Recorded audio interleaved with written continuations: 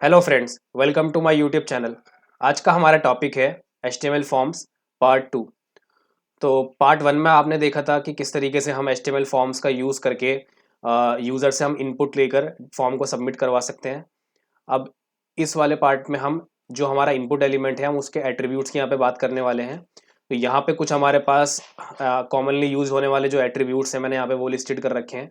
तो सबसे पहले जैसे हमारे पास आता है नेम एट्रीब्यूट।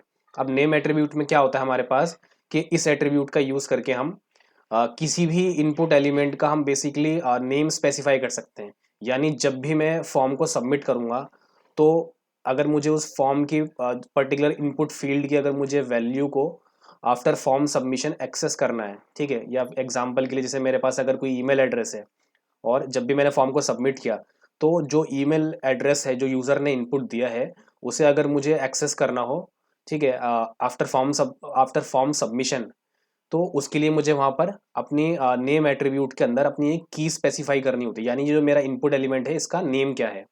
तो एग्जांपल से एक बार आपको मैं दिखा देता हूँ इस चीज़ को।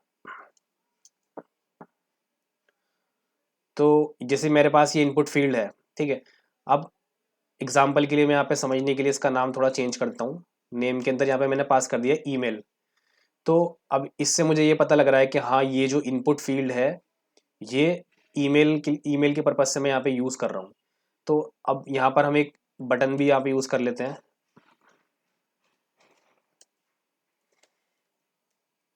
तो ये बटन आ गया हमारा। बटन का मैंने यहाँ पे नाम दे दिया सबमिट, और बटन का यहाँ पे मैंने टाइप दे दिया सबमिट, ठीक है। अब इसको हम एक बार ब्राउज़र में जाके रन करके देखते हैं।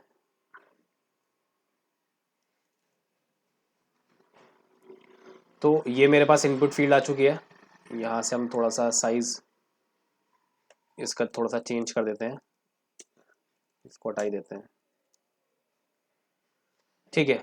तो अब यहाँ पर आप देख सकते हैं ये मेरी इनपुट फील्ड है। अब यहाँ पर मुझे यहाँ पे क्या करना है, मैंने यहाँ पे फॉर एग्जांपल अपना ईमेल एड्रेस यहाँ पे इनपुट किया, साइम डॉट,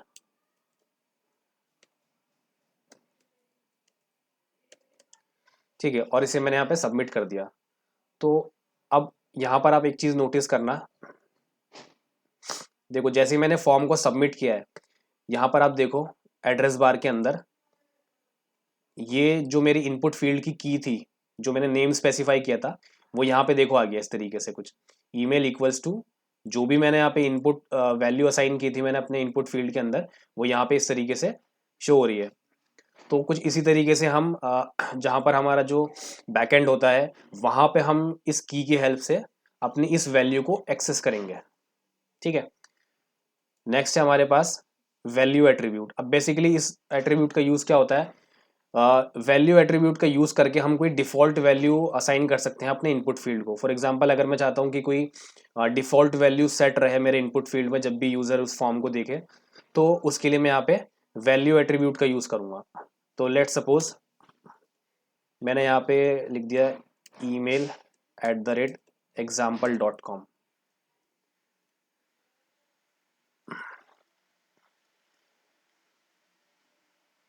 तो यहाँ पर आप देखें ये ऑलरेडी मेरे पास जो वैल्यू है वो प्री फिल है, ठीक है, पहले से ही फिल है। तो इसे मैं यहाँ से रिमूव भी कर सकता हूँ। तो इस तरीके से हम वैल्यू एट्रीब्यूट का यूज़ कर सकते हैं। नेक्स्ट है हमारे पास प्लेस होल्डर। अब प्लेस होल्डर यहाँ पर क्या करता है कि बेसिकली ये क्या करेगा, आपको एक तरीके से आपने जो इनपुट फील्ड बनाई है अ, उसको डिटेल में डिस्क्राइब करने के लिए आप प्लेस होल्डर का यूज़ कर सकते हो। फॉर एग्जांपल पर्टिकुलर आपने कोई एक इनपुट फील्ड बनाई तो आपको कोई एग्जांपल देना है उसके अंदर कि इस इनपुट फील्ड में क्या वैल्यू होनी चाहिए, तो उस केस के लिए आप प्लेस होल्डर का यूज़ कर सकते हो बेसिकली हिंट देने के लिए। तो हम एक बार देखते हैं कि प्लेस होल्डर यहाँ पे किस तरीके से काम करेगा। पहले हम ये वैल्यू हटानी पड़ेगी हमें, अदरवाइज वो प्लेस होल्डर हमारा शो नहीं होगा। तो यहाँ पर हमने प्लेस होल्डर एट्रीब्यूट का यूज़ करा। अब यहाँ पर मैं स्पेसिफाई कर सकता हूँ, जैसे यहाँ पे मैंने लिख दिया please enter a valid email, और मैंने यहाँ पे इसको सेव करके रन किया। तो अब यहाँ पर आप देख सकते हो यहाँ पर मेरे पास ये प्लेस होल्डर शो हो रहा है, एक हिंट शो हो रहा है मेरे पास कि मुझे इसमें एक वैलिड ईमेल एड्रेस यहाँ पे इनपुट करना है, ठीक है। तो जैसे मैं यहाँ पे कुछ भी इनपुट करूँगा तो मेरा प्लेस होल्डर यहाँ से रिमूव हो जाएगा, ठीक है, अगर मैं यहाँ से पूरा अपना टेक्स्ट हटा दूंगा तो ये वापस से प्लेस होल्डर मेरा शो होने लगेगा। ठीक है, नेक्स्ट है हमारे पास रिक्वायर्ड एट्रीब्यूट। अब बेसिकली कुछ फील्ड्स हमारे पास फॉर्म के अंदर ऐसी होती हैं जिन्हें हमें जिनका फिल होना मैंडेटरी होता है यूज़र के लिए। ठीक है, तो उस केस में अब क्या होता है, अगर मैंने यहाँ पे नॉर्मली मैंने अगर फॉर्म को इस तरीके से सबमिट किया तो आप यहाँ पे देख सकते हो यहाँ पर ब्लैंक आ रहा है, यानी ईमेल के अंदर जो मेरे पहले मैंने जो यहाँ पर अपनी वैल्यू इनपुट की थी अब वो यहाँ पर नहीं आ रही है, तो यहाँ पर मेरे पास ब्लैंक रिस्पॉन्स आ रहा है। तो अगर मेरे लिए ये इनपुट फील्ड मैंडेटरी है फिलअप करवानी, तो उस केस में हम यहाँ पर एक एट्रीब्यूट यूज करेंगे जिसका नाम है रिक्वायर्ड। तो सिंपल आपको यहाँ पे बस रिक्वायर्ड यहाँ पे पास करना है। यहाँ पर आपको कोई इसके अंदर कोई अलग से वैल्यू असाइन नहीं करनी इस एट्रीब्यूट के अंदर, कोई स्पेसिफिक, और यहाँ पे जाके आपको रिफ्रेश करना है। तो अब आप यहाँ पे देखेंगे जब भी मैं यहाँ पे सबमिट करूँगा फॉर्म को, ये मुझसे क्या पूछ रहा है, please fill out this field. ठीक है, तो अब एक चीज़ यहाँ पे और है, अगर मैं इनपुट टाइप टेक्स्ट में यहाँ पे अगर ईमेल लेता हूँ तो ये ईमेल के लिए भी यहाँ पे मुझे वैलिडेशन प्रॉपरली डिस्क्राइब करेगा यहाँ पे। तो यहाँ पे अगर मैं जो प्रॉपर ईमेल एड्रेस का अगर फॉर्मेट होता है अगर मैं यहाँ पे वो फॉलो नहीं करता हूँ तो कुछ इस तरीके से देखिए यहाँ पे मुझे हिंट दे रहा है कि मुझे @ यहाँ पे यूज़ करना है ईमेल एड्रेस के लिए। तो नेक्स्ट है हमारे पास रीड ओनली एट्रीब्यूट। अब यहाँ पे रीड ओनली एट्रीब्यूट का यूज़ क्या होता है, जैसे अगर मुझे कुछ एट्रीब्यूट्स ऐसे हैं जिन्हें सिर्फ मैं यूज़र को दिखाना चाहता हूँ, ठीक है, बट मैं नहीं चाहता कि यूज़र उसे एडिट कर सके। ठीक है, बट एट द एंड वो फॉर्म सबमिशन में भी मेरा डेटा शो हो, तो उस केस में मैं रीड ओनली एट्रीब्यूट का यूज़ करूँगा। तो किस तरीके से, अब यहाँ पे रीड ओनली जो एट्रीब्यूट है वो भी सिमिलर रिक्वायर्ड एट्रीब्यूट की तरह ही यहाँ पे आपको स्पेसिफाई करना है, कोई वैल्यू पास नहीं करनी इसके अंदर। और यहाँ पे मैं रिफ्रेश करूँगा तो अब यहाँ पे आप देखो, मैं जैसे यहाँ पे कर्सर यहाँ पे अपना इनपुट फील्ड के पास लेके जा रहा हूँ फोकस करने के लिए, तो यहाँ पे मैं फोकस नहीं कर पा रहा, और मैं अगर कुछ टाइप भी करने की कोशिश करूँगा तो यहाँ पे कुछ भी यहाँ पे टाइप नहीं कर पा रहा। तो इस तरीके से हमारा रीड ओनली एट्रीब्यूट काम करता है, क्योंकि अगर जैसे मैं यहाँ पे अगर कोई वैल्यू स्पेसिफाई कर दिया, अगर मैंने फॉर एग्जांपल email @ ठीक है, तो अब यहाँ पर आप देखें ये वैल्यू तो यहाँ पे मेरे पास डिस्प्ले हो रही है, बट ये एडिटेबल नहीं है, ये जो मेरी इनपुट फील्ड है अब एडिटेबल नहीं है। तो इस केस में आप इस तरीके से रीड ओनली एट्रीब्यूट का भी यूज़ कर सकते हैं। नेक्स्ट है हमारे पास डिसेबल्ड एट्रीब्यूट। अब डिसेबल्ड एट्रीब्यूट क्या करता है, बेसिकली ये जो हमारी इनपुट फील्ड होती है वो डिसेबल कर देगा, यानी अगर मैं फॉर्म सबमिट भी करूँगा तो ये वैल्यू आगे ट्रांसफ़र नहीं करेगा। तो एक बार इसको भी देख लेते हैं हम, रीड ओनली की जगह हम यहाँ पे यूज़ करेंगे डिसेबल्ड। तो ये भी सिमिलरली इसी तरीके से काम करेगी। ठीक है, अब आप यहाँ पे देखो, एक बार हम इसको प्रॉपरली रिफ्रेश कर लिया। अब देखो यहाँ पे ये इनपुट फील्ड मेरी बिल्कुल डिसेबल हो चुकी है। अब यहाँ पे मेरा कर्सर भी प्रॉपरली कुछ भी पॉइंट आउट नहीं कर रहा है, और अब देखो मैंने यहाँ पे सबमिट भी करा तो ये इसने क्या करा, फॉर्म ने क्या करा, इस इनपुट फील्ड को इग्नोर कर दिया। ठीक है, तो इस तरीके से हम डिसेबल्ड और रीड ओनली का यूज़ कर सकते हैं। रीड ओनली में क्या है, रीड ओनली में आपका जो डेटा है इनपुट फील्ड का वो सबमिट होगा सर्वर पे, बट अगर हम डिसेबल्ड यूज़ करते हैं तो वो क्या करेगा, जो भी आपकी इनपुट फील्ड है उसे इग्नोर कर देगा और फॉर्म के साथ में उसे सबमिट नहीं करेगा। तो नेक्स्ट देखते हैं हमारे पास क्या है। ओके, नेक्स्ट है हमारे पास मैक्स लेंथ एट्रीब्यूट। इसका एक बार हम देखते हैं। अब देखो मैक्स लेंथ एट्रीब्यूट स्पेसिफाई करता है कि कितने नंबर ऑफ कैरेक्टर्स हम अलाउ करना चाहते हैं अपनी इनपुट फील्ड के अंदर। तो एक बार देख लेते हैं इसका यूज़। तो ये डिसेबल्ड एक बार हम हटा देते हैं, और मैंने यहाँ पे यूज़ करा मैक्स लेंथ। अब यहाँ पर हम स्पेसिफाई करेंगे कि हम कितनी लेंथ यहाँ पे स्पेसिफाई करना चाहते हैं। फर्स्ट ऑफ ऑल ये चीज़ इनपुट टाइप नंबर में काम नहीं करेगी, उसके लिए हम अलग एट्रीब्यूट यूज़ करते हैं। तो अभी यहाँ पे मैक्स लेंथ हम देखते हैं, फॉर एग्जांपल मैंने बोल दिया 6। ठीक है, और इसे रिफ्रेश करेंगे। ओके, ये एक बार हम वैल्यू एट्रीब्यूट को हटा देते हैं। ठीक है, तो अब यहाँ पर आप देख सकते हो कि मैं 6 कैरेक्टर से ज़्यादा यहाँ पे एंटर नहीं कर पा रहा हूँ। ठीक है, तो इस तरीके से आप रिस्ट्रिक्ट कर सकते हो अपनी इनपुट फील्ड को कि मुझे इस पर्टिकुलर इनपुट फील्ड के अंदर सिर्फ इतने ही नंबर ऑफ कैरेक्टर्स अलाउ करवाने हैं। नेक्स्ट है मेरे पास मिन एंड मैक्स। अब ये क्या है हमारे पास, मिनिमम एंड मैक्सिमम।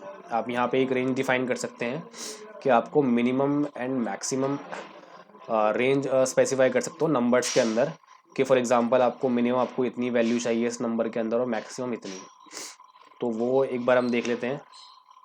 तो इसके लिए हमें यहाँ पे इसे इनपुट टाइप नंबर में कन्वर्ट करना पड़ेगा, ये तभी वर्क करेगा। तो यहाँ पर हमने अब मैक्स लेंथ की जगह हम यूज़ करेंगे मान लो मिनिमम। तो मैंने स्पेसिफाई कर दिया कि मिनिमम जो मेरी वैल्यू है वो 1 होगी, या फॉर एग्जांपल मैंने स्पेसिफाई कर दिया कि मिनिमम चलो 0 होगी। क्योंकि अगर आप देखो, अगर मैं ये स्पेसिफाई नहीं करता हूँ तो मैं आपको एक चीज़ दिखाता हूँ। मैंने यहाँ पे रिफ़्रेश किया और जैसे ही मैं यहाँ पर, ये मेरे पास रेंज के लिए मेरे पास एरोज आ चुके हैं कुछ। तो जैसे अगर मैं डाउन पे क्लिक करूँगा तो ये क्या हो रहा है, मेरे पास वैल्यूज़ जो है मेरे पास नेगेटिव में आ रही हैं। तो वो नेगेटिव वैल्यूज़ मुझे नहीं चाहिए। तो यहाँ पे मैंने मिनिमम वैल्यू स्पेसिफाई कर दी अपनी 0। ठीक है, तो अब यहाँ पर आप देख सकते हैं कि यहाँ पे जब भी मैं अगर क्लिक करूँगा तो मेरी जो मिनिमम वैल्यू है वो 0 से नीचे नहीं जाएगी। सिमिलरली अगर मैं मैक्सिमम चाहता हूँ तो मैक्सिमम भी यहाँ पे मैं स्पेसिफाई कर सकता हूँ इसी तरीके से। नेक्स्ट है हमारे पास ऑटो फोकस। अब बेसिकली ऑटो फोकस का यहाँ पे क्या यूज़ होता है मैं आपको दिखाता हूँ। ये देखिए यहाँ पे ऑलरेडी ऑटो फोकस मैंने यहाँ पे यूज़ कर रखा है। तो पहले मैं इसको एक बार रिमूव कर देता हूँ, उसके बाद आपको इसका डिफरेंस दिखाता हूँ। ठीक है, तो बेसिकली ऑटो फोकस का यूज़ क्या होता है, जैसे अभी मैंने रिफ़्रेश किया अपने पेज को तो इस तरीके से मेरा यहाँ पे फॉर्म आ रहा है। अब मैं चाहता हूँ कि जैसे ही मेरा फॉर्म पेज लोड हो तो जो मेरा फोकस है इनपुट फील्ड, जो मेरा माउस का फोकस है वो मेरी इनपुट फील्ड पे आ जाए। ठीक है, तो उस केस में मैं यहाँ पे यूज़ करूँगा ऑटो फोकस एट्रीब्यूट। तो यहाँ पे मैंने रिफ़्रेश किया, जैसे आप यहाँ पे देखोगे जैसे मैंने रिफ़्रेश किया पेज लोड हुआ मेरा, तो जो फोकस है मेरा, जो कर्सर है वो ऑटोमेटिकली कहाँ पे आ गया, मेरी इनपुट फील्ड पे। ठीक है, तो इस तरीके से हमने यहाँ पे ऑटो फोकस एट्रीब्यूट का यूज़ किया। ओके, नेक्स्ट हमारे पास है स्टेप स्टेप एट्रीब्यूट। अब ये जो एट्रीब्यूट है ये हम स्पेसिफाई करते हैं जब हम नंबर्स का यूज़ करते हैं, इनपुट टाइप नंबर्स का। ठीक है, तो बेसिकली यहाँ पर हम जब अगर हमें कोई इनपुट फील्ड बनानी हो रेंज के लिए तो वहाँ पर हम इस चीज़ का यूज़ करते हैं। तो अब देखो एक बार हम इनपुट टाइप नंबर का पहले एक बार यूज़ करके देखते हैं साथ में इसमें। और मैंने यहाँ पे स्टेप डिफाइन कर दिया फॉर एग्जांपल 2, और रिफ्रेश करके चेक करते हैं एक बार। तो यहाँ से मैंने ये अप किया तो यहाँ पर आप देख सकते हो कि जो मेरे नंबर्स का इंक्रीमेंट हो रहा है, ठीक है, वो इवन में हो रहा है, मतलब यानी हर स्टेप पे 2 नंबर्स ऐड हो रहा है। ठीक है, जैसे 2 4 6, अगर मैं 3 कर दूंगा एग्जांपल के लिए तो हर स्टेप पे 3 ऐड होगा। ठीक है, 3 9 6 9 इस तरीके से। ठीक है, तो ये हमारा इस तरीके से काम कर रहा है। और इसका यूज़ हम इनपुट टाइप, हमारे पास एक एट्रीब्यूट होता है रेंज। ठीक है, उस केस में भी आप इसका यूज़ कर सकते हो। ठीक है, तो ये कुछ इस तरीके से इनपुट टाइप हम रेंज के अंदर भी स्टेप का यूज़ कर सकते हैं कि कितने कितने के स्टेप से हमें रेंज स्पेसिफाई करनी है। ठीक है, तो देखो इस तरीके से ये हमारा हो गया स्टेप एट्रीब्यूट। ओके, लास्ट हमारे पास एट्रीब्यूट आता है साइज एट्रीब्यूट। अब बेसिकली इसका यूज़ होता है हमारा कि जो भी हमारी इनपुट एलिमेंट, जो हमारी फील्ड आ रही है, ठीक है, उसकी ये विजिबल जो विड्थ होती है वो स्पेसिफाई करता है सिर्फ ये। ठीक है, तो जैसे हम यहाँ पे एक बार देख लेते हैं। ठीक है, मैंने यहाँ पे जैसे स्पेसिफाई किया यहाँ पे 1। ओके, ये इनपुट टाइप मुझे यहाँ पे चेंज करना पड़ेगा पहले। ठीक है, तो देखो यहाँ पर आप जैसे ही मैंने 1 स्पेसिफाई किया तो इनपुट फील्ड मेरी कितनी ज़्यादा यहाँ पे छोटी आ चुकी है। तो अब यहाँ पे जैसे जैसे मैं यहाँ पे साइज़ अपना इंक्रीमेंट करता रहूँगा तो जो मेरी इनपुट फील्ड की जो विड्थ है वो ऑटोमेटिकली क्या होती रहेगी, इंक्रीज होती रहेगी। ठीक है, तो मैं अपनी रिक्वायरमेंट के अकॉर्डिंग जितनी यहाँ पे चाहूँ उतनी विड्थ स्पेसिफाई कर सकता हूँ। यहाँ पे आप देखें, ठीक है, जितनी मुझे यहाँ पे चाहिए मैं अपनी नीड के अकॉर्डिंग विड्थ स्पेसिफाई कर सकता हूँ with the help of size attribute. I hope ये चीज़ आपको समझ में आई हो। सो इस वीडियो में इतना ही। See you in the next video.